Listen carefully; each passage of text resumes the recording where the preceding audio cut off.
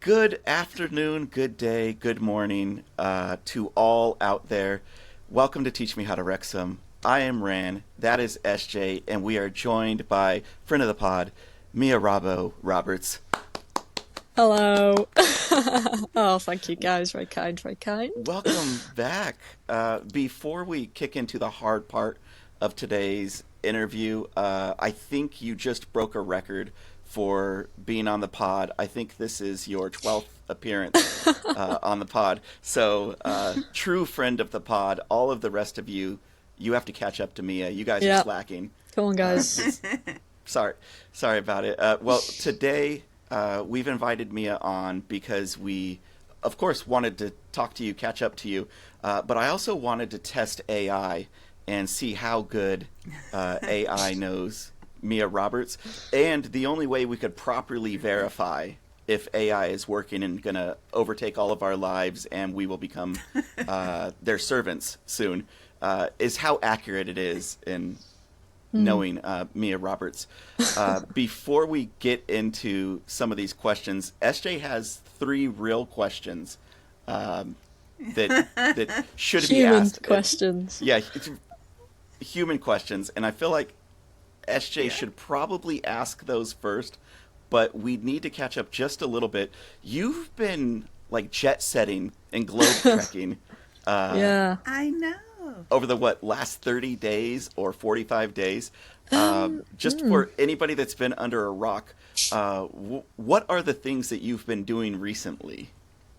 Yeah, so it's been, I mean, to be honest, the plan was to sort of, finish the season. Obviously, we finished on a massive high in terms of promotion, and then the plan was to try and switch off, really. I sort of finished uni around the same time, and I was just, hitting the point of exhaustion, really, with obviously playing football, obviously all the comms stuff, and just general life, and just ready for a summer of do nothing and relax and recharge. But got a few relatively last minute calls up to ended up going out to Hong Kong with some of the under-19s and first team, and then out to TST as well. So yeah, my carbon footprint hasn't been too good. Sadly, I need to get planting some trees, but no, it's been unbelievable, and super grateful obviously to the club for having me with them, and yeah, it's been a pretty good summer so far, and yeah, hoping to now switch off for a few weeks before the season goes again. Yeah, very casual and understated there as your response. So let me key it up in a way that your humility wouldn't allow you to do. So the in-demand Mia Robbo Roberts got tagged to go to Hong Kong, play with the under-19s. That's not something everybody gets invited to. That's not like just a regular thing. How much notice did you have before you were actually heading out? I think Hong Kong was really last minute. Really, I think it was about 2 weeks before, if that. Ooh. And it wasn't. I wasn't the first name on the team sheet. It was because of the time of year it was, and obviously the age group that they were taking out. A lot of the girls were sitting, GCSE exams, A-level exams, some university stuff, I think, in there as well. And one of the girls basically said, I'd be missing too much. I need to stay home. So I think she had to drop out relatively last minute, which obviously gutting for her. But and then yeah, I just got a text pretty last minute from Gemma Owen saying, listen, we'd love to have you on board if you're available. And yeah, it was pretty much a immediate response of me just saying yes please, and yeah, it was an unbelievable trip, not only obviously to be able to pull on the Wrexham shirt again first and foremost, but in terms of going to a country I wouldn't have gone to otherwise, and seeing different culture, and obviously to play football out there as well is remarkable. So yeah, it was really cool. And obviously everyone normally jumps to Wrexham in America and wherever. I think the Asian market is definitely something we should be looking at, and if you can sort of tap into that as much as you can, then that could be a super exciting sort of connection as well. So hopefully the club can do that, and to be part of the team, the first Wrexham side to go out into Asia is again another thing I'm super proud to be able to say I was part of, and yeah, hopefully you never know, they might end up there again soon. So it was super fun, and yeah, like I say, very lucky. That's amazing. When you got out there, besides shaking politicians' hands and kissing babies on your tour out there, what were some of the things that you got to do or got to see in Hong Kong or around Hong Kong? Yeah, so to be fair, I mean, obviously, because we were there primarily for the Sevens tournament, we were literally straight in, and obviously quite a long flight, so straight into the hotel and pretty much, into the rooms, and I was rooming with Lily Jones, so that was good fun, and that's another thing that came from it, being able to play football again with some of the girls I haven't played with for a few years, the likes of Lil, Ava, Ez, all girls that I loved playing with, and people who I'm lucky enough to call friends, and then yeah, apart from that, really we got straight into the tournament. Really, next day I think we were in training pretty early, and then the gym and stuff. And obviously, because we made it to the final, we were pretty much football focused for the whole week. I think only on the final day we did do a little bit of some of the touristy bits. Ended up on a tram going up this unbelievable mountain thing. I can't for the life of me remember what the name of it was. But that was super cool, and to be able to do that, and I mean the weather was amazing as well. It was super hot. I mean, maybe not amazing to play football in, but it was beautiful, and yeah, I'd love to go back and explore a bit more, but to be able to do that with the Wrexham badge on your chest, like I say, it's not something I'm quite aware. It's not something everyone's been lucky enough to be able to do. So, for me to have that opportunity, obviously not being part of the women's team anymore as well, for them to ask me to do that was really special. Yeah, there's been some big bands, Rage Against the Machine, Deftones, they've broken up and then teased getting tours back together. How was it on the same level of bands getting back together? Was this the first time that you've played with the Wrexham ladies since you had left the team? Yeah, so it probably was. I mean, I did the obviously I left in 2023, and I did a fair bit of the pre-season that summer, so got to know a few of the newer ones and stuff like that. And obviously played a few more games with Lil and whoever, but yeah, it's first time playing with them in a few years, and it's obviously you can see how they've come on. Obviously they were already brilliant players a few years ago, but you can tell obviously the strength and conditioning work has gone up, and the standards have gone up, and that was cool to see. For me to see that, closer up, because, I've obviously watched them play from the side, but to actually be on the same pitch and training pitch with them is another thing as well. But also, for me on a personal level to go, right, okay, this is the level of Adran Prem players, this is the level I need to push myself to be at. And I think that was another sort of cool insight for me to take there as well, maybe being a bit more selfish in terms of taking that away now as I go into next season with Llandudno. But no, yeah, it was great to play with them again. Especially someone like Lil, who I've known a long time, and I loved playing with her. Obviously, she's one of the ones. There's obviously quite a few in that team, but one of the ones who really gets what it means to obviously wear the badge. And I just loved every minute of it. They were all absolutely great girls, and the younger ones as well. Super exciting to see some of them come through. And yeah, hopefully they get some more minutes with the first team next year, because believe me, I got to see up close, just the talent that's in that group, and yeah, it's super exciting. Did you find yourself, because of your roles, stepping into broadcast journalism and commentating, did you find yourself in the match accidentally commentating on some of the plays that were occurring? I wouldn't say no, not professionally, because there's probably a few words I wouldn't have normally used on a live stream. But yeah, definitely, because obviously I think I started one of the games, but the others I started on the sidelines, and I think I probably took up more of, not a coaching role, because I'd never say what to do in certain areas, but more of that sort of Mr. Motivator sort of vibes, I think, of more screaming, come on, let's go, and all that. Yeah, more of that, more of that. But no, I didn't really fall into the comms. I think it's to be able to do that, I'd have to have Mark or Andy somewhere close to me, Yeah, maybe. I yeah, think they're yeah. the trigger that pull that together. But yeah, Some footy scran and Mark, and yeah, there was it no would have pies, so yeah, no Bovril, just no, no, not I in that don't, hot weather. no, I Yeah, don't think Hong Kong need Bovril, to be honest. yeah, yeah. When after you wrapped that up, did you already know you were going to TST after that, or Yeah, so TST I'd known a lot longer than Hong Kong. It had actually been mentioned to me first, just as again, and this wasn't like official. This was just it could happen. It was actually at Cambridge away. When we were, I think it was when we were setting up or something. I was just speaking to obviously some of the staff, and it got mentioned, and I was like, wow, that would that would be amazing.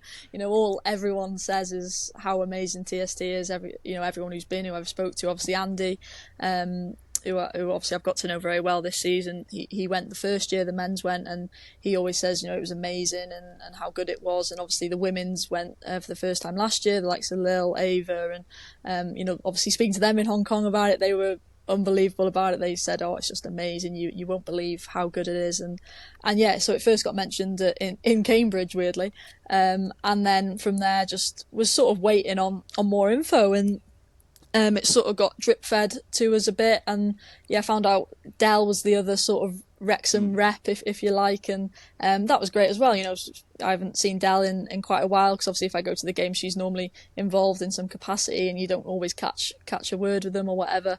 And yeah, so got to room with Dell in TST, and it was great to speak to her and obviously tell her how proud of her I was. Obviously, only recently retired, hasn't she? So that was super cool as well. And then yeah, that whole experience again was just it was honestly unbelievable. I just couldn't believe what was going on. Obviously, I'd only landed from Hong Kong not long prior as well, so my head was still a bit just like, how is this my life sort of thing.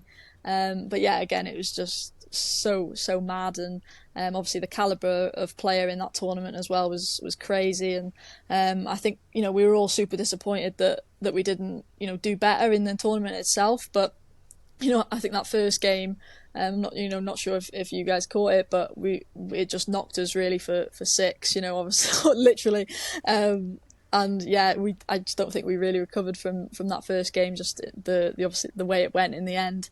But that's all football, really, isn't it? That them things can happen, and yeah, we still felt we represented obviously the town as well as we could have, and yeah, hopefully they go out again next year and do a bit better, because if you're in that tournament, there's a chance of winning a mill. So you got to be in it to win it, haven't you? So yeah, again, another super mad experience though. Yeah. That ties into one of my questions, because I was able to watch the Hong Kong Soccer Sevens and TST, and it seemed like both seven aside, but they're really structured so differently. Yeah. And so I was wondering, which one, I don't know if you could say, which one did you like more to play in? And then do you think if you could cherry pick the best bits of like the rules, or how the seven-a-side worked, if you could cherry pick that into one seven-a-side, like the instead of target score time, or then you had the 15-minute matches, like how would you maybe fit those two together? Yeah, it's a really good question. I think that was something again that sort of threw me a little bit, because obviously you sort of hear seven-a-side and just assume all seven-a-side is going to be pretty similar. But honestly, it couldn't have been, further from it in terms of Hong Kong to TST. Hong Kong being pretty much a full-size pitch, which was, I think it was 7 minutes each way. No rolling subs. So if you made a sub, they had to stay off. They couldn't come back on. Whereas TST was, obviously constantly people changing subs. Pitch is much smaller. Obviously goals much smaller. And then obviously the target score time as well. I think is it 20 minutes each half, and then target score time, I think I'm right in saying, which obviously again is its own game in itself, which I'm still trying to wrap my head around. But yeah, I think that there were, things from each sort of different tournament that I really enjoyed. Like, in Hong Kong, I love having the space you have, but then that's only maybe if you have the ball. If you don't have the ball, you absolutely hate the fact you've got so much space you've got to cover and distance, especially in the heat as well. But I think that's, that makes it exciting, seeing the sort of different styles that football can be played in as well. But yeah, I think, I definitely probably preferred playing in TST, just because it was a bit quicker, you could do things faster. And yeah, it was just more sort of intensity to the games, I think. But yeah, like I said, I equally enjoyed Hong Kong Sevens as well, just because it was different, and you felt like it mattered a bit more if you did score, if you did concede, whereas TST, it felt like there's still so much time and anything can happen, or as we saw with our first game as prime example, really, that you could finish the game however many down, and it of course it matters, but it wasn't the end of the world. So yeah, I think it's interesting, and I think maybe that's something Hong Kong Sevens will look at, for example, going forward, in terms of maybe more the women's than the men's, in terms of the size of the pitch and stuff like that, because that was something that I know we spoke to a few of the organisers at the end, because I think that's only the second year they've done. I know TST is similar, but Hong Kong Sevens is only the second year I think they've done the women's side of things. And yeah, I think they were quite interested to hear what our sort of takeaways were, and how they can improve that going forward, not only for the player but also for the viewer as well. So no, two super cool tournaments, and gutted not to win one of them, but or both, but yeah, both really good to watch, I still think, as well. Yeah, super fun. And I have to ask you about Elbowgate that occurred now. When I didn't watch the first match live for TST, this is in reference, so I'm watching it back, and I don't know if I was days late or a day late or what, but I know Mia wasn't currently playing when I was viewing it, so I sent her a message and I was like, hey, I'm watching it right now. And then not too long after that, did Mia, now not in real time, this is my delayed viewing, did Mia take an elbow to the face, to the lip? Was that intentional? Was that an accident? What do you feel from that? No, I don't think it was intentional or anything. I think, at the time, obviously, I didn't really know what had happened. I just, all I remember really, and I didn't get a concussion or anything like that. I was absolutely fine. But I just remember, sort of going in. I think I was a bit late myself in terms of going for the ball, and then she's just sort of fallen into me a little bit, obviously with the elbow first. And I just remember it hitting my mouth and then me hitting the floor, and I just remember with my tongue just checking for my teeth immediately, because that was my first fear. I was like, oh please say I've got all my teeth, especially because I knew it was at the front as well, because obviously I felt my lip go straight away, and I was like, oh no, I've lost my teeth, but they were fine, they were all fine, all there. And then I was like, right, get up, let's go. But yeah, I was a little bit dazed, obviously, and then watching it back, you sort of get that thing where you watch it back and you go, oh, I think that was actually it looks worse than maybe it was, because yeah, I watched it a few times back and I thought, wow, I did really take a bit of a whack, but no, I was absolutely fine. And yeah, that's sort of football for you, that them things can happen. It's not the most physical sports out there, but yeah, you can definitely get a scratch or two now and again, can't you? Yeah. Now, I think it's because of your lockdown defense, and you were a threat, and the opposition, the ops, were like, we have to take her out. Because how many people are kind of falling backwards this way and launching the elbow out at the same time? That's not, as they say, that's not a football move that she was doing. But she was a really good player too. She was. And if I remember correctly, she was the one who actually scored the target score time winner in that game. Yep. Which, little infuriating, but fair play to her. No, it was a great game, and obviously we came out completely the wrong side of it. But fair play to them. That's what football's all about, right? Even when you think you're absolutely down and out, is about still having that belief, and they had that, and full credit to them. I think her name was Ashley something. Ashley something, yeah. Yeah, that's what comes to my brain, but surprised it's not ingrained on my lip or something, to be honest. But let me check. Yeah. Yeah, I know. But yeah, fair play to them, and no, I was absolutely fine. So no, I'm sure it wasn't intentional or anything, but it made for a good little clip. So I might be using that for meme opportunities here and now from now on. I thought you meant like you were like, I learned something to do Oh when I no, played. no. Yeah, that actually I wanted to ask, like, even though it's 7-a-side and it's so different, and TST's, like you said, kind of for fun. Did you feel like you learned anything that you could apply to playing in the league and like playing proper football, or was it just so completely different and fun that it it's not comparable at all? Yeah, I think obviously it is very different to general 11-a-side, just in terms of intensity, and particularly for my position, a lot of time in games the ball can be on the right side, and I'm relatively out of the game. Obviously still have to be switched on and make sure I'm moving across and whatever, but you don't necessarily always touch the ball or have much involvement if that's just the sort of run of the game. But in terms of TST and Hong Kong, both were super fun, but at the same time, the club was super set on taking things really seriously and really wanted to win, and that's why I went out. Obviously it was a great experience for me, but primarily I was there to hopefully represent the club and hopefully win something for the club. And again, that was a super cool thing to be able to do, because I've never experienced going away with a team before. I think the only sort of similar thing, I went to Dubai with the boys team I used to play with when we were in like year 7 or 8, so when we were about 12 or 13. But that was for nothing too serious. That was just a bit of a sponsors tournament thing that we were very lucky to be a part of. And then I was actually meant to go to Italy when I played for TNS, but that was during COVID, so that got cancelled. So this was actually like, Hong Kong was basically the first time I've ever actually been away properly with a team, when I've been a bit older and sort of understood it a bit more.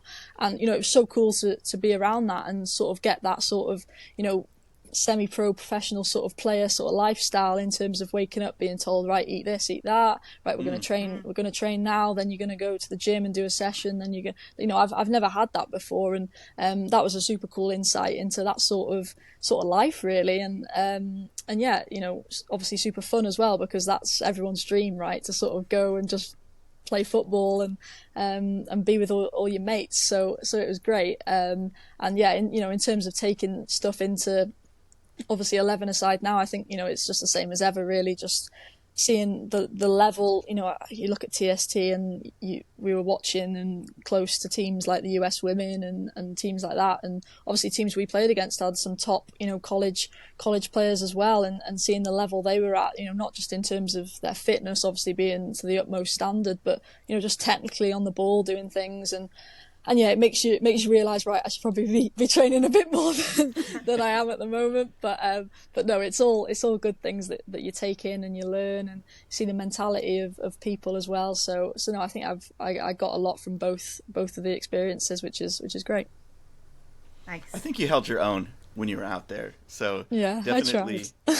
You definitely did. You had some good stops and against top players, and that Ashley, like, she went on and like scored a bunch more, and so you not that I think it's okay for me just to screenshot off of like YouTube or whatever a video. If not, I never did that at all. But I had got a couple of your stops, and if we have time before this goes out, I'll put a couple of those in under 10 seconds, unless it's strictly forbidden. Then I didn't ever do that, and you won't see those at all.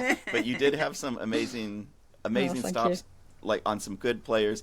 And I was noticing too, and this is maybe my implicit bias, but I was like, oh, they stopped playing it to Mia's side, when she came in, because it's that rolling subs like basketball, where you can just, I'm out of breath, let me send another person in, and I can come back in when I'm at 100%. So the pace is going a lot faster because people aren't reserving energy in the same way. But I noticed that when you were in, they kind of didn't go to the same side as often, and I was like, oh, and I just assumed that's just the threat of you. They were like, look, we tried to take her out with the elbow, it didn't work. We know it's not going to happen, so let's just, if you can't go through, go around. We'll just go to the other side and leave it alone. I just smell really bad is actually the truth to that. But no, I'm joking. I smell amazing. No, I'm kidding. I'm joking, guys. How was not directly in the vein of smell, but in the vein of heat, did you feel like you were at a disadvantage? Because North Carolina is like muggy and hot. And the humidity. Yeah, I mean, obviously, it was me, Del, Rachel Unit, Katie Chapman, and Dest. We were the sort of Brits, if you like, even though I don't really like being called a Brit. I much prefer being called Welsh. But yeah, we were the sort of Brits abroad. And I think we all felt it. Obviously, the other three I've just mentioned are all played at a much higher level and probably still are much fitter than me. But I think we all felt it a bit. Obviously, that first game, it was absolutely chucking it down with rain. So that felt a bit more like home. That's probably why that was probably one of our better games. But obviously all the other girls, mostly American, they were quite cold at times, and we were like, really? But yeah, it was difficult. I think Hong Kong was probably worse though. That was just super humid. It was really, really hot, and obviously in that we were the only non-Asian team, I want to say. Forgive me if I'm wrong on that, but definitely the only European women's team. And you could tell because we were dripping. That was definitely hotter than North Carolina for sure. I remember getting off the plane and we all just sort of looked at each other like, "Wow, okay, this is serious. this is different." And that first training session, I think we did it. I think it was about in the afternoon at some point. On the pitch now I'm talking, and we were all absolutely dripping with sweat. It was really, really hot. But and that's why we were very glad that the games were only 7 minutes each way in that one. But no, that was a different kind of heat. I've never had anything like that before. You've never swam through air before? That's not something you've done. I'm trying to wrap my brain to see if I have. No, I don't think so. I remember I went to college university in Florida, and I'm from Southern California, like LA area, and I went from that wonderful, beautiful Southern California like weather to Florida, swamp area, and I went to go on my first run because I was gonna go play soccer. And I was like, oh, let me see just a little jog on the beach, and it was so humid. I was like, what is going on? I just jogged for about 30 seconds, and I was like, what? Because the sweat just pulled up on your skin, and it didn't evaporate in the humidity. And for me, that was worse. Not having the evaporation and it just sitting there, you're like, my body's not cooling down the way that it's supposed to cool down. And I was like, this isn't made for humans. Humans shouldn't be here. This is not... As I say now, living in Phoenix in the middle of a desert, I'll exit myself from this complaint. Yeah, that ties actually into one of my questions, which is, there's all these kit rumors that are floating around because, the kits are expected to be released any day. But what do you look for in a kit, like technically, and then also, just like what kind of kit do you think would be cool to play in? But what do you look for technically? I know there's a lot of feedback about the differences between Macron and some of the other kit suppliers. Technically, I mean, to be honest, I'm always short sleeve. I can't wear long sleeve if I go for a run, even if it's in the middle of winter in Wrexham when it's pretty cold. I have to wear shorts and t-shirt. I can't wear like leggings or long sleeve, or sometimes I'll wear like an Under Armour thing for football or whatever, but it's quite rare. Unless that's if I'm wearing that, it's cold.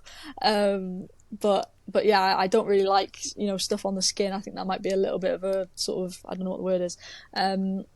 Sensory thing, yeah. And I am quite a sweaty person as well, so when I suddenly then get hot, I'm like, no, I don't like it, right? So yeah, I like to be quite open and get a bit of air. But yeah, apart from that, like the kits this year, I mean, obviously I've only worn them, a few times, but they felt really good. Macron, I've always worn that, obviously, with when I've played for Wrexham, and it always felt really good. I quite like the collar. Some people have said they weren't too keen on the collar, but I quite like it. And yeah, apart from that, really, I can't think of too many other things, to be honest. As long as it fits me, I'm normally just right, stick it on, it'll be fine. real high maintenance right there. Yeah, I know. Does it fit? Okay. Oh, it doesn't? Yeah, we're still fine. Yeah. We'll It's be all right. We'll get through. That's I guess a good question that you teed up, SJ. Excellent. And a follow-up on there is the next colors that we're going to be getting as switching the hats as a Wrexham fan. What colors of kits is on your list? What do we need to have that we haven't had either as of recently or never had at all? It's a difficult one, isn't it? I think, you can say any colour and, somehow a sponsor will manage to make that colour that you've always wanted. They'll ruin it somehow, or they'll either make a colour you've never wanted look amazing. So it's, swings and roundabouts really. But for me, obviously the red home kit, I think you'd find it quite hard to go wrong with that. And then apart from that, I do like a black kit. I'm like Rob in that way. I do love a black kit. I just think that it looks sharp, it looks cool. If you wear it with some jeans, you can normally get away with it. And then I'm trying to think of the other one. I think maybe yellow. I think the yellow like one, like a Brazilian yellow, or like quite a strong yellow. I remember not having one, but I can like picture one from quite a few years ago in my head. There's the one is one of my favourites, which I'd love them to sort of do again, is the white one, which I want to say is 1998. That might be completely wrong. I've just pulled that from I don't know where from my head, but we wore it in a cup game against West Ham. Where Kevin Russell scored the winner, and if you haven't seen that, I recommend googling it afterwards. And he's in this white, it's quite baggy as the sort of 90s kits were, and it's long sleeve, and it's just beautiful. It's absolutely an amazing kit. So I'd love just a white sort of statement, quite basic, but I think that'd be quite smart. Nice. Well, and that's the thing that we miss from the late 90s, early 2000s, is the shoplifting that you were able to do. Wearing your favorite kit. Now they're just so fitted, they got the athletic trim, and you're like, in this economy, I can't afford that. I'm with you. Let's bring back the late 90s, early 2000s, big baggy shirts. Well, in a way, fashion-wise, that's kind of in right now. 100%. Yeah, I think another sort of area would be to sort of explore bringing back the sort of retro ones. Obviously we talk about new kits, that's amazing, but how many clubs nowadays are selling remakes of the older kits, and I think that would be super cool, because Wrexham have had some real beauties over the years. So hopefully that's something maybe they could look into. The black and red Freddy Cougar hoop. The horizontal hoops. That's one of my favourites. That's my generation of Wrexham, so that is absolutely up there for me. I think that's of all the ones I've seen, that is my favorite. Like that design and I can't afford whatever eBay prices people are putting up for when those kits go up. Crazy. So I need a reprint. I need the retro, the remake, the today's version of the old version at a regular price, not the inflated. No, weirdly, I actually found mine from when, because I think it was 2015. Because I think it was 2015. Was it 2015? Because it was the 100 something anniversary, 125th was it? Or is that wrong? I don't know. 150th. Sorry. The anniversary kit, and I had it when I must have been I don't know, about what would I have been? 2015, about 11 or 12, I don't know. It's like 9 years ago. or something. Yeah, my maths, ignore me. And yeah, I found it the other day, and I didn't actually try it on because I was like, you know what, I don't really want to humble myself, on a Monday morning. But I found it and I've got it, and yeah, it's safe. So that's gonna be in my care until I need to sell it for millions, and yeah. What you should do is like have it authenticated, where it's like, look, this was have Andy sign it. And, very true. Wait, was he gone in 2015? No, was he gone I think in 2013 or? Oh, because in my head I can see Louis Malt wearing it. That's my player of that kit. And I feel like Andy was managing, but that might be wrong. But yeah. Yeah, because that might have been. Because did he come back and manage in 2013? Or I can't player remember. Manager. Because we definitely wore that kit to Wembley, and I think we lost in that kit in Wembley. Because I think that's the one. Yeah, I'm pretty sure that's the Wembley where we all went on the bus and we got to Birmingham and the bus broke down in Birmingham. So we then had to get off the bus because everyone thought the bus was going to explode, and walk to the train station and get the train to Wembley. And then we lost and we had to get home. So that was a charter bus that went down? Yeah. So yeah, if any fans were also on that bus, then you've also been scarred by that, I'm sure. But that was life before Robin Ryan. Well, and that's what people don't realize is I'm not, I haven't lived that life of luxury that you have with, the private chartered planes and buses everywhere. But when I was probably like 8 or 9, we took a bus. When I was living in Germany, we took a charter bus, and I was the cool kid that was like, oh, I'm going to sit in the back while we're doing this. And the engine actually caught on fire because it was right behind like that back seat. Oh my and it caught on fire like while it was driving, and we were getting hot, and we're like, what is going on here? And then we all had to clear the bus. And I was like, got out of the bus, and you just see the back of the bus on fire, and you're like, I was sitting right there where the bus was. So that's the dangers of that, highfalutin lifestyle. That's what they don't tell you about being rich and famous. Public transport is incredibly dangerous. It is. No, it is. I'm joking. Everybody out there. Disclaimer. Kids at home, never take public transport. It's the worst. Well, SJ, before I get into this, seeing how accurate AI is, if we need to worry about, becoming servants today, did you have any more questions? I know you said 3, and I think I heard 2. Yeah, my last question was just because, Danny Ward was signed today. I woke up and was like, whoo. But kind of related to that, when you were signed to a team, and then when another player came in that signed when you're already established in a team, like, what do you want to do to kind of settle in when you're a new player? And then what do you kind of want to see on the opposite side of that when a new player signs with the team you're already established in? Yeah, good question. I think, in terms of obviously the Danny Ward signing, just to start off with, I think it's a really, really exciting, really good signing. I've seen a few people on Twitter be a bit, I'm not too sure. And I'm like, how? How?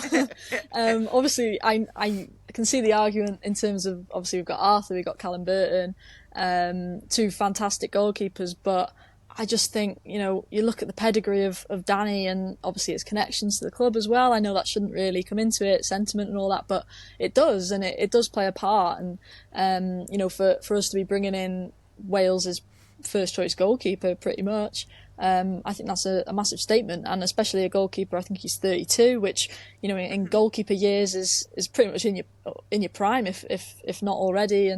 And yeah, that's first of all super exciting.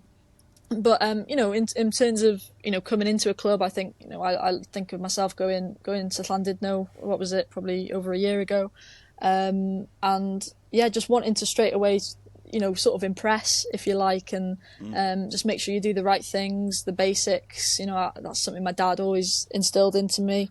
If he was dropping me off at a game or training, just get the basics right, get that first pass, and you'll be fine. And that's so true. If you start a game and you get your first pass right, you'll have a bit of a bounce in your step for the second one. If you get it wrong, you're immediately into yourself thinking, oh my God, it's going to be one of those days, and immediately in your head.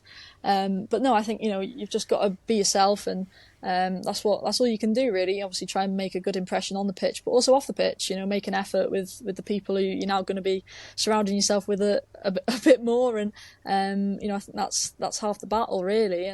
And obviously the difficulty is for someone coming in and in the same position, you sort of have that little bit of awkwardness, but I think that quickly goes away because everyone understands you're all there for the same reasons, and that's to win games and to play the absolute best that you can.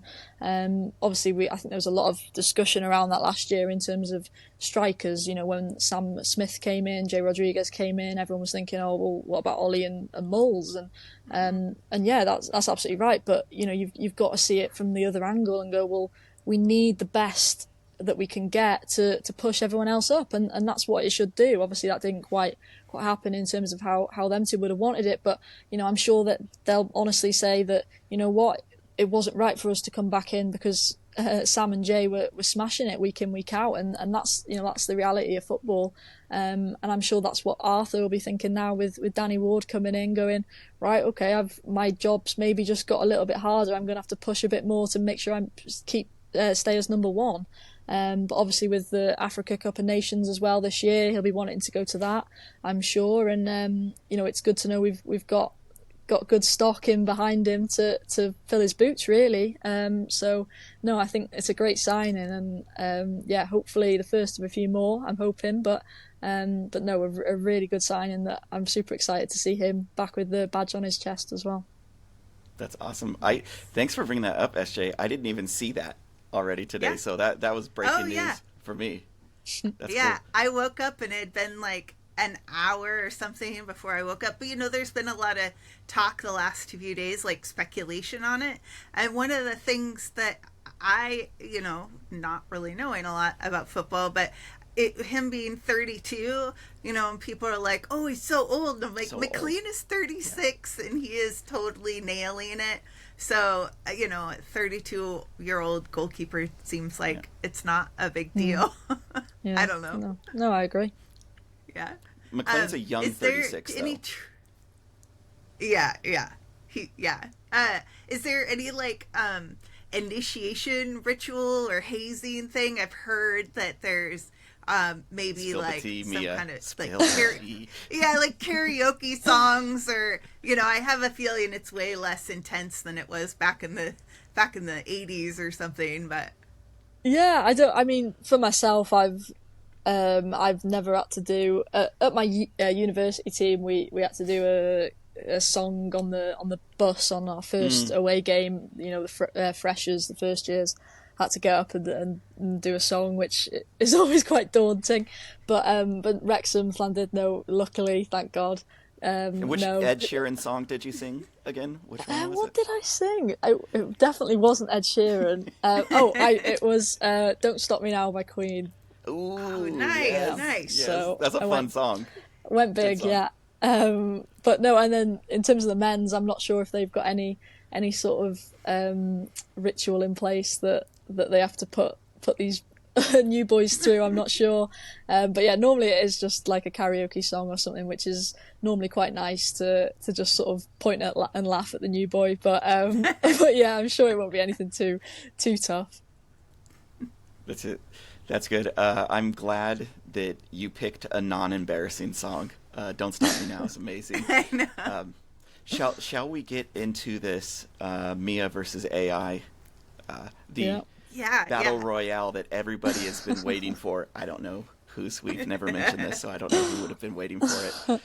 So let me just give a little bit of background. What I did first was I went into AI and I had it compile without giving me any response back. Well, let's start with the 5 facts that AI should have guessed right and correct about Mia Roberts. Number 1 fact, says football runs in the family, daughter of former Wrexham and Wales striker Neil Robbo Roberts, and niece of Stephen Roberts. Football is in her DNA. That is correct. Factually correct? That is correct. Oh, okay. AI, you are 1 for 1. Number 2, versatile player. Mia started as right back, but has flourished as a goal-scoring forward and attacking midfielder. No. No, I don't think I've ever played, well, maybe now and again, but did not start out as a right back, that's for sure. And I don't think I've ever been a goal-scoring threat in any sense of the word. So, no, I'd have to say that one is incorrect. AI, you're 50% wrong now. Okay, proven goal scorer. Scored 14 goals in the 2022-2023 season.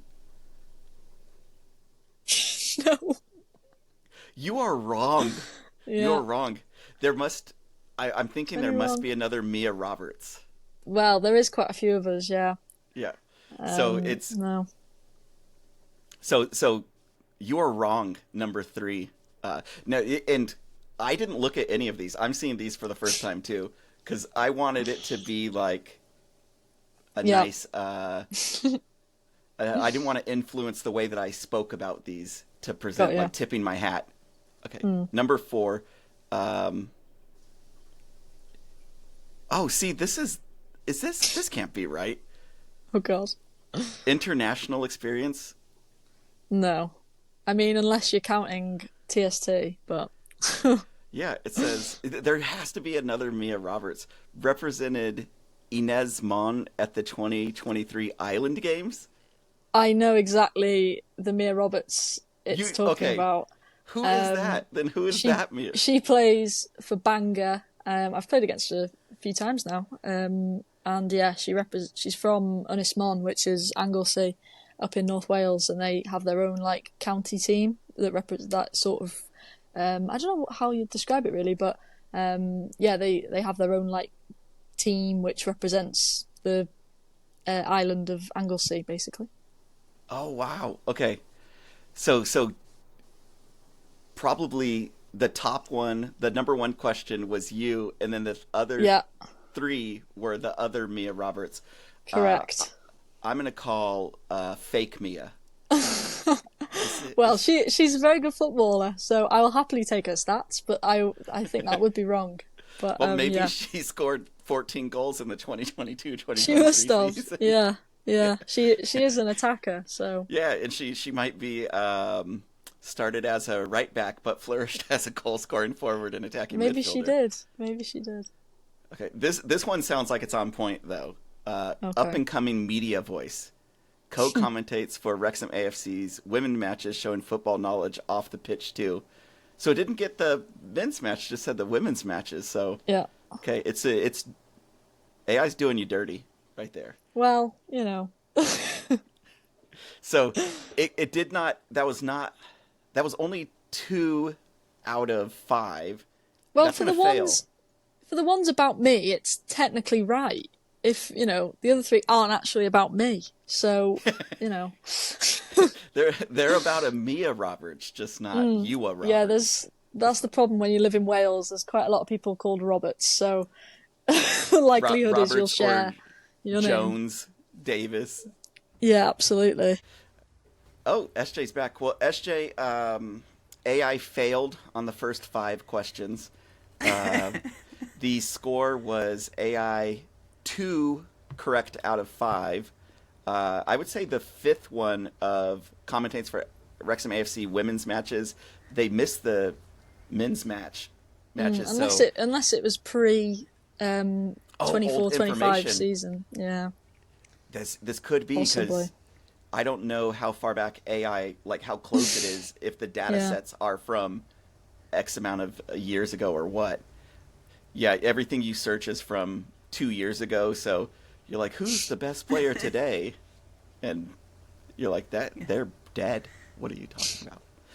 Well, so That'll be SJ, a fun rewatch. That'll be a fun rewatch when I do the edit, is find out what your rundown questions and stuff were. Yeah. Well, and 3 of those questions, the middle 2, 3, 4, were about a different Mia Roberts that plays for Bangor. And so the second set of 5 questions, Mia, now this is telling AI everything that you've gathered, take everything that you know, and based upon that knowledge, what is most likely? Okay. So this is Mia Roberts' personal favorites. Okay. Now, Is it me, Mia Roberts, or are we doing it about the other Mia Roberts? at this point in time, I don't know. Okay. It might be the other one. Let's do it for me. It might be easier for me to come out with some answers. Yeah.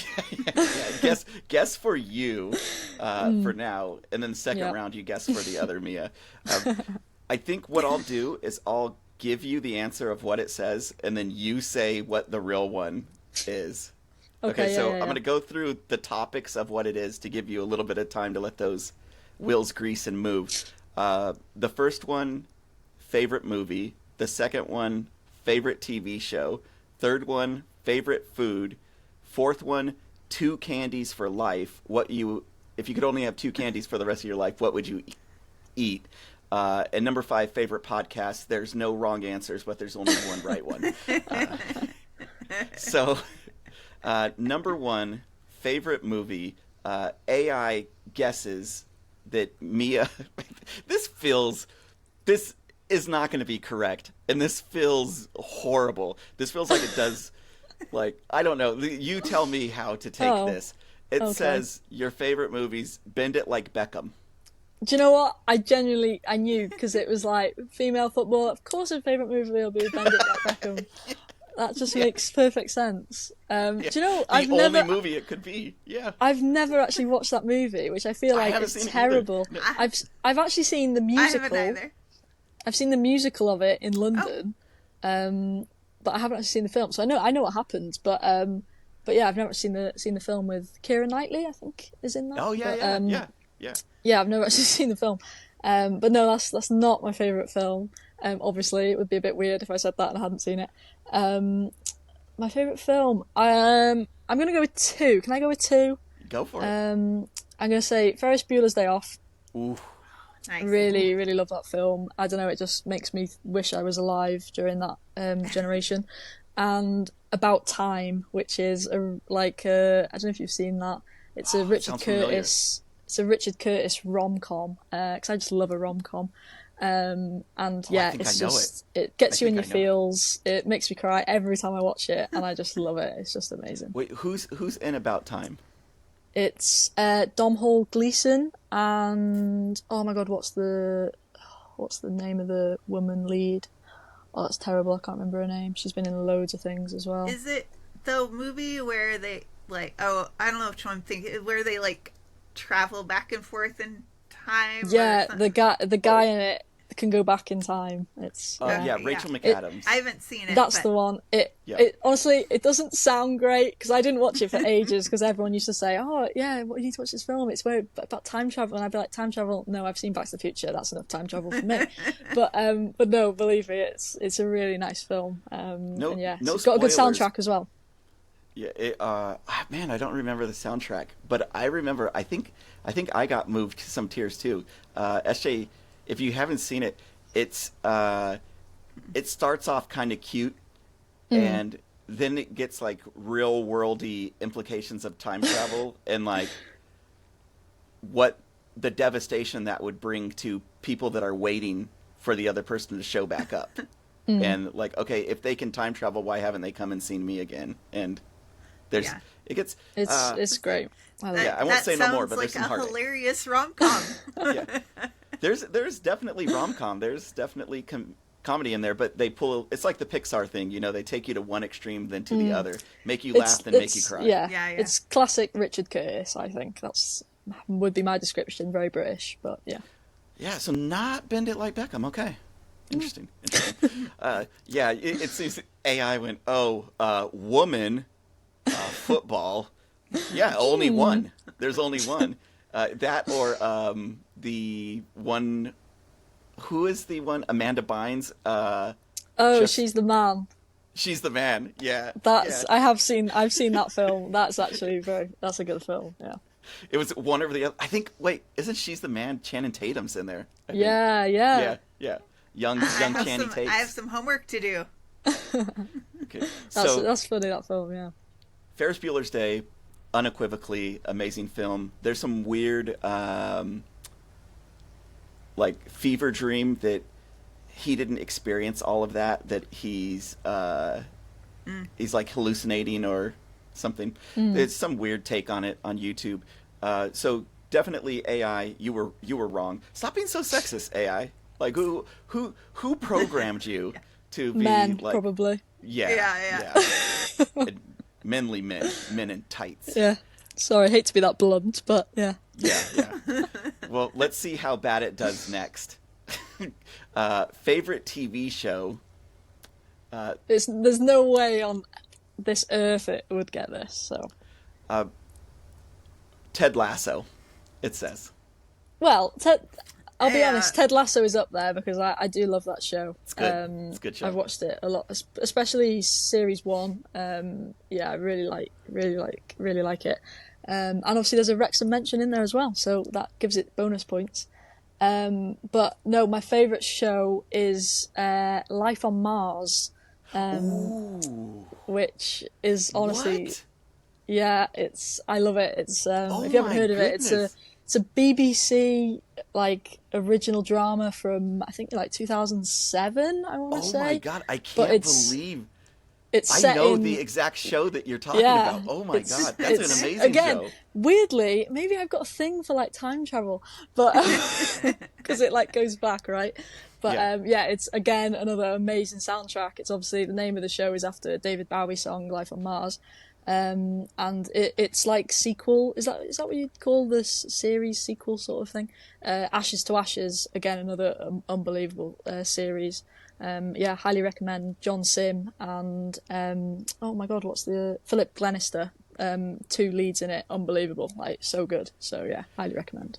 Oh, okay. So Ashes to Ashes. So Life on Mars, I watched and I was like, "This is amazing. Don't cancel it. Oh, you're gonna do 1 season. Great, thank you for this." Like, wasn't it 1 season or did they get 2? I think they got 2 actually. Yeah, I want to say 2. Are they the like BBC 4-episode kind of things? I think there's a few. I think there's maybe 7 or 8. I know they put it on Netflix. That's because I didn't watch it obviously when it came out. I only watched it about a year ago or something, and I was just like, "Oh my god, this is the best television I've ever watched." Okay, so yeah, 2 seasons, 16 episodes. Okay, yeah. And then I think Ashes to Ashes is 3, maybe 4. No, 3. I don't know.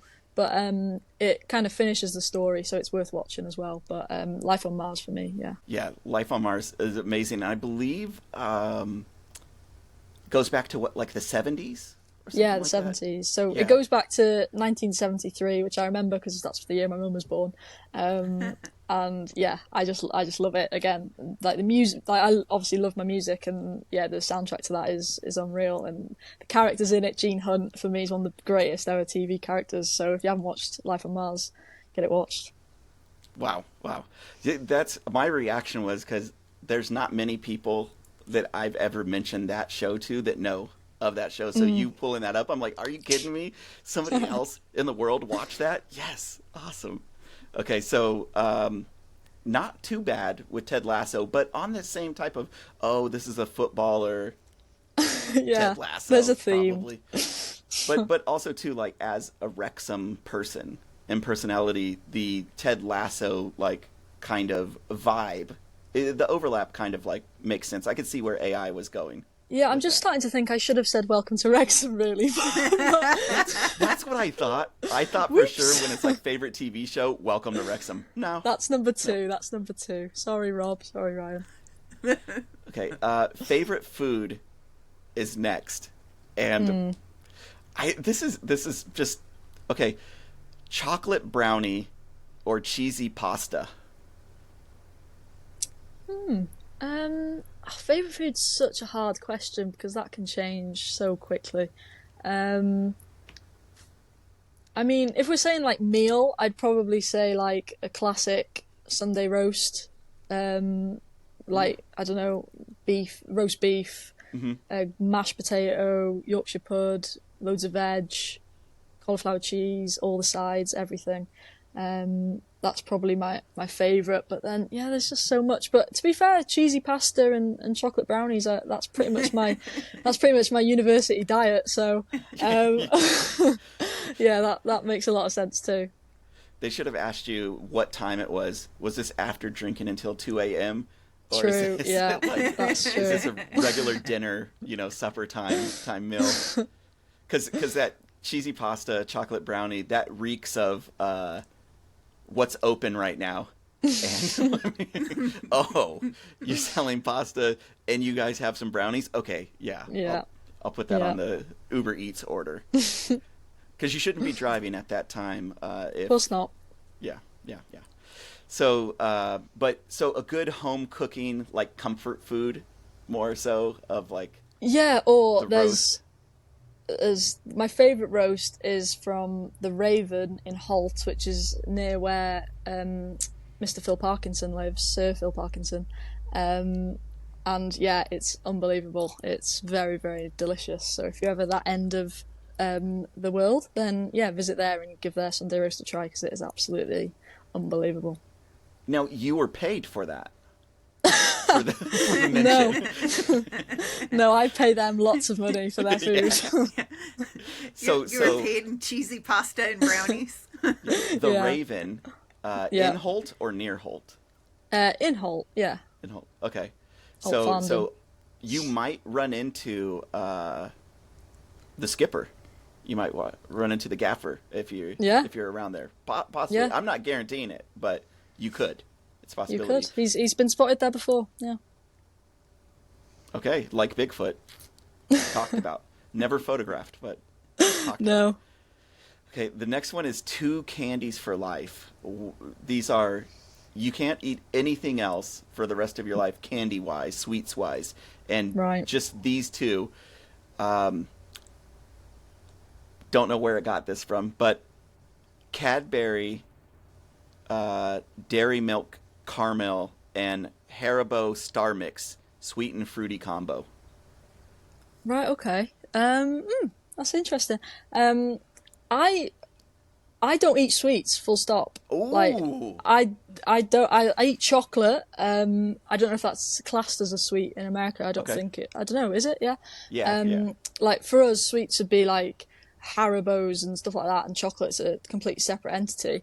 But yeah, I don't touch any like jelly stuff or anything like that. I never have since I was little. Like it's just never been something.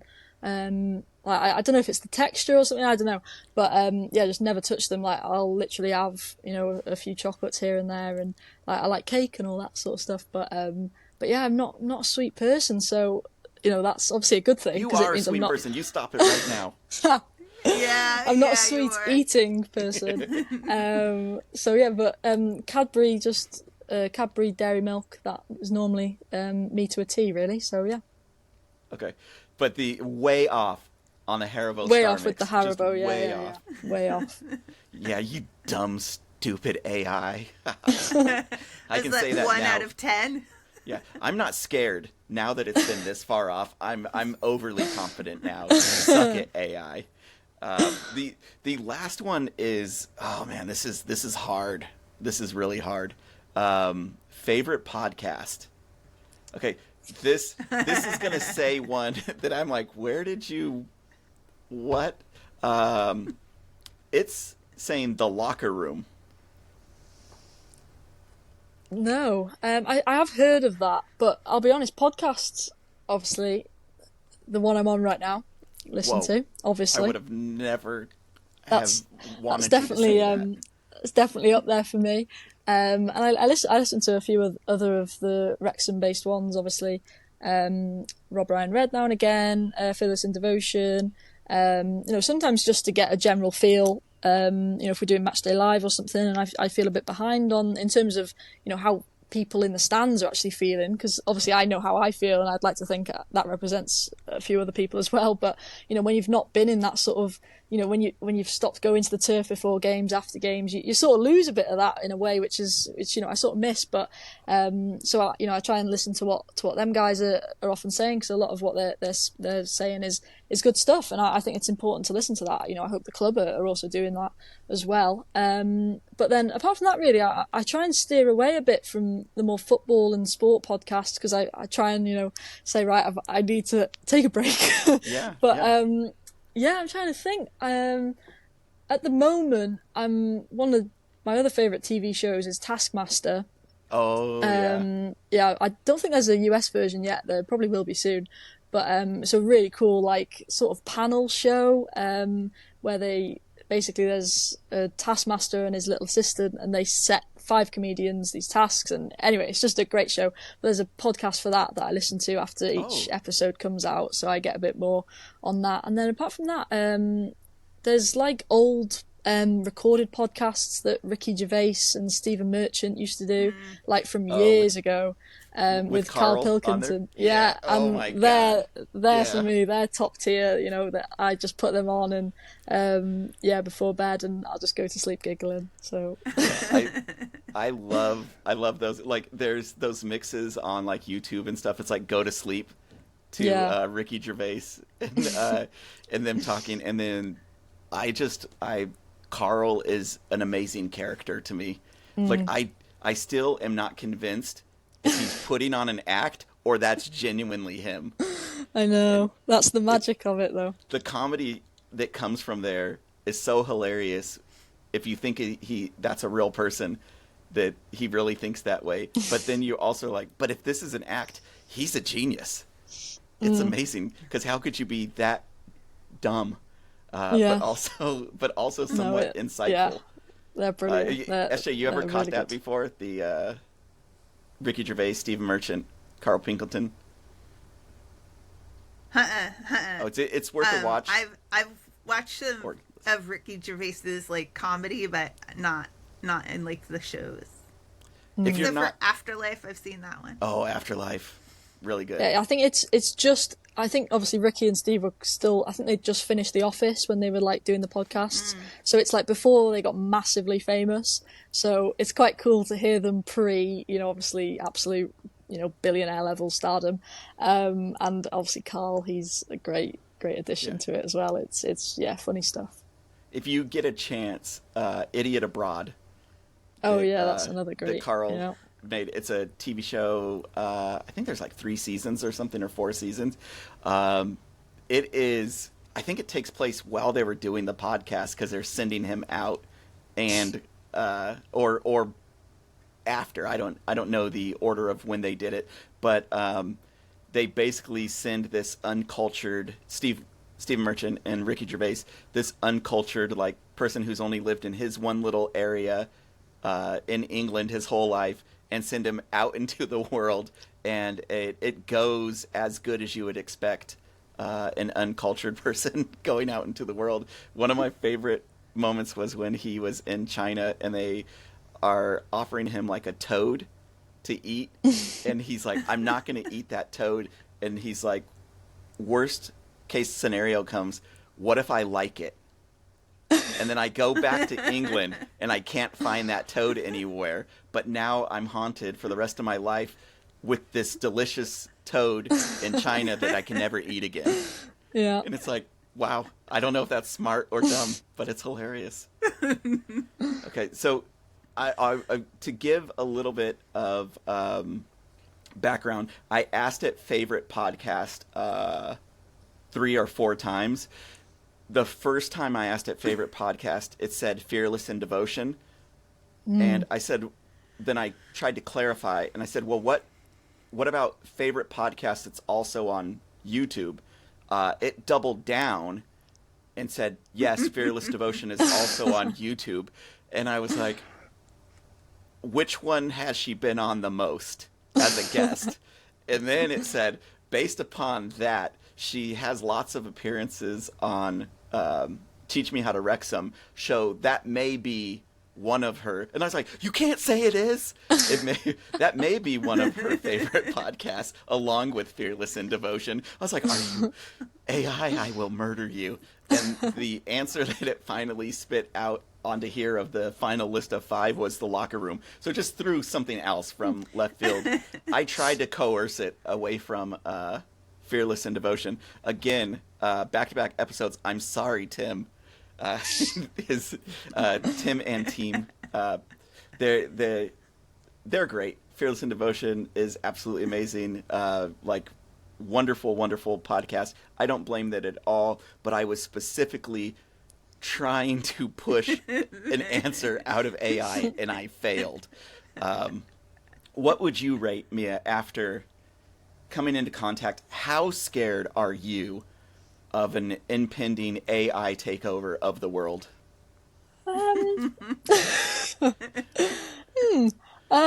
Yeah, I mean, it's not one of the things I think about on a daily, I'll be honest. But I don't know, I suppose, yeah, the fact that voices can be replicated is a bit of a threat to my current work. So, yeah, I mean, it is obviously something a lot of people are thinking about, on a more serious note. I mean, my mum's a graphic designer, and, she's made it quite clear that it's a big problem, especially to the creative arts industry, and it is a worry. But, you'd like to think that, you'd like to think the government are going to do the right things, but we've seen it before that sadly that might not be the case, and are the right people in charge? I'm not sure. That's a discussion for another day. But yeah, it's one of the many impending problems facing us all. So yeah, we'll battle it together, I'm sure.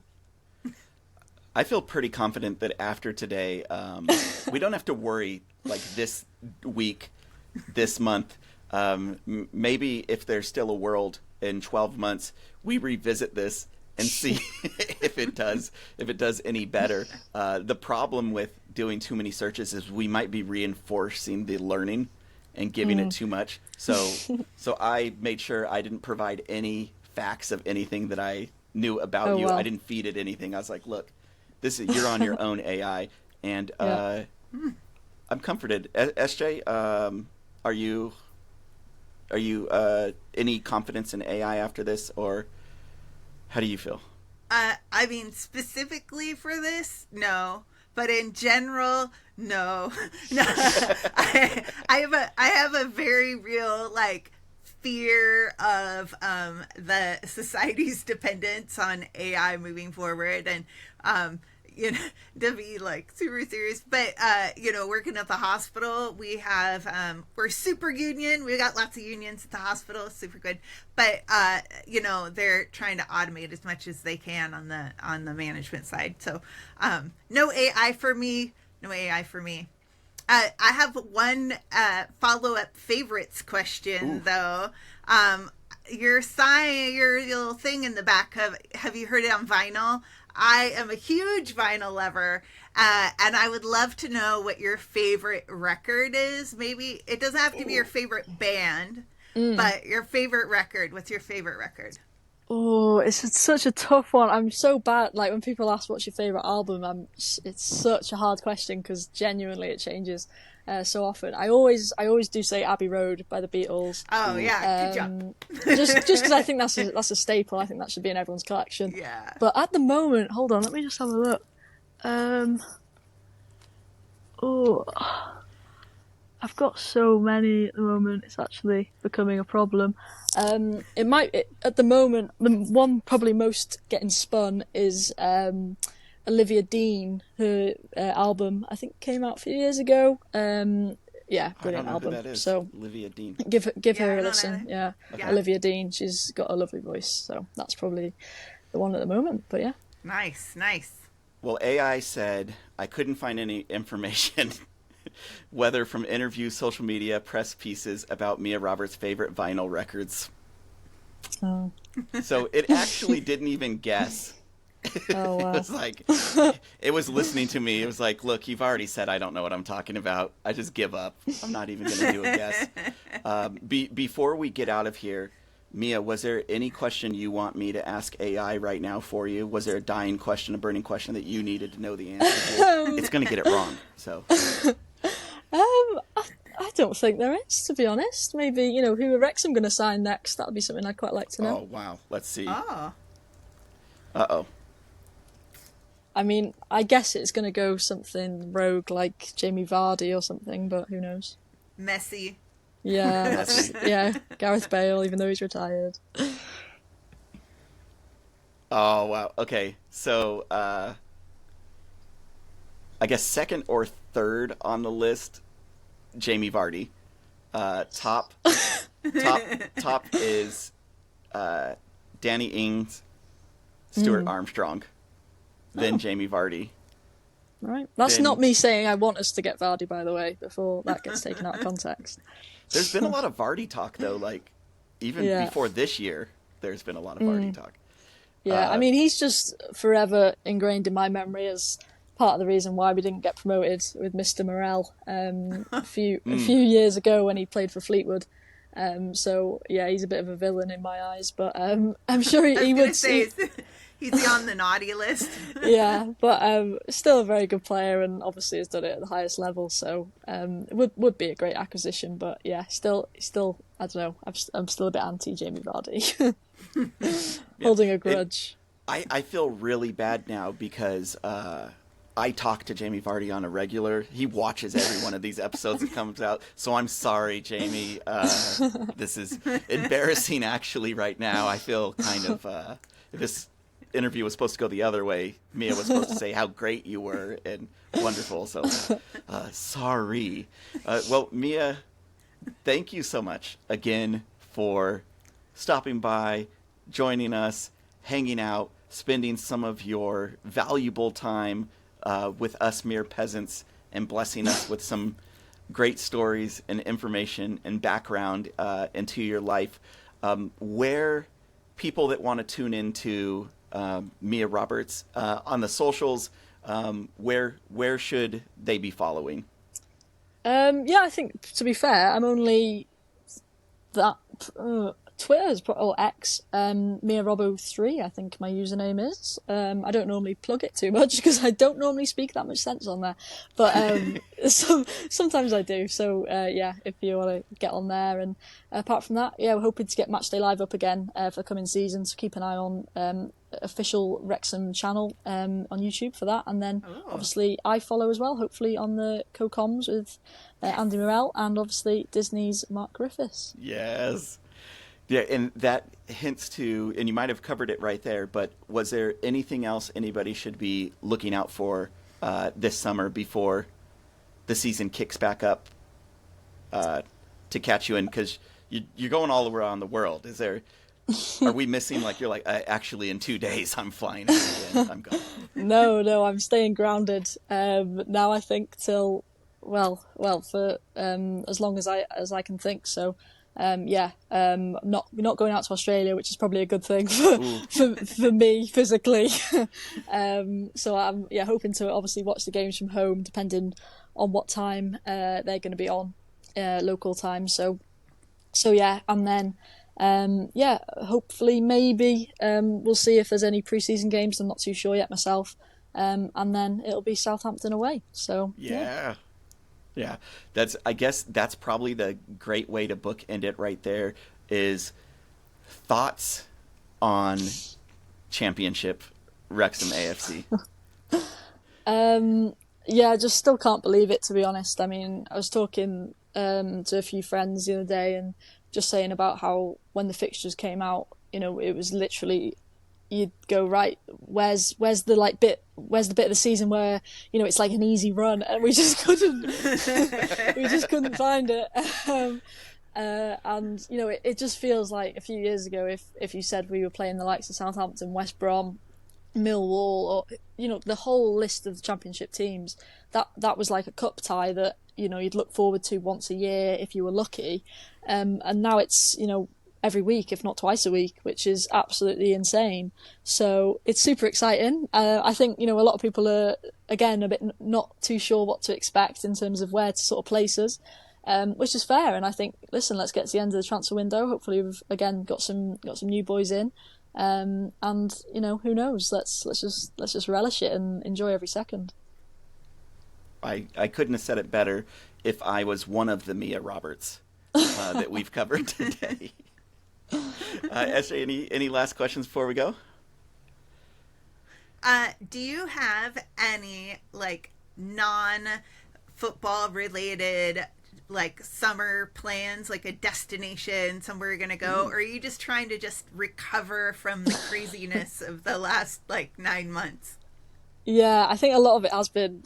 I mean, it sounds bizarre, doesn't it? Recovering. I mean, I haven't played as much as half of them players who probably need recovering, but it was exhausting. You know, just traveling around and obviously doing a load of prep, and obviously still playing a bit myself at Llandudno and uni, and it was just a lot. But I obviously loved every second of it. And then yeah, I got back from TST, and I think I probably just slept for about 2 days solid.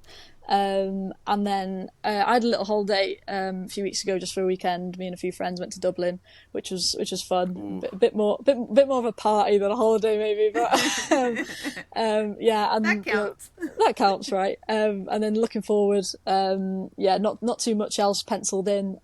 We're doing a music festival in a few weeks. I think that's towards the end of August. So that's sort of like the big last bash before it all kicks off again. Nice. Yeah, you're talking to SJ, the former roadie from her band days. So you're speaking to her festival heart right there. Yeah. Well, Mia, it was so good having you on. Always a pleasure. You're always welcomed on as many times as you would like to come on. You raise the bar of professionalism every time you walk in. And I will be going through therapy to figure out what I need to do better in life so I can be more like Mia during this week. Just don't send me the invoice for that. Yeah.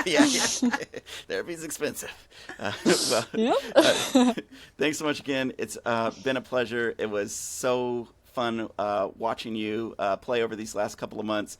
And we look forward to watching you again next season and listening to you on the comms and the match day and the halftime and the other 5 million things that you have your hands in as you are still pursuing your professional accomplishments and degrees. So thank you from us here at Teach Me How to Wrexham. And conclusively, I can say that AI did not know you at all. No. So people at home get to know your fellow humans on a one-on-one basis. You know, don't rely on the internet because it's wrong. Still, a lot of it is not. In general, correct. for anything in life, don't rely on the internet. Yeah, unless it's entertainment, then there's a lot. True. There's a lot of fall compilations that I get sucked into watching. I digress. Anyway, well, have a great... And now I have some TV and movie suggestions to watch. Yeah. Some homework, some good homework.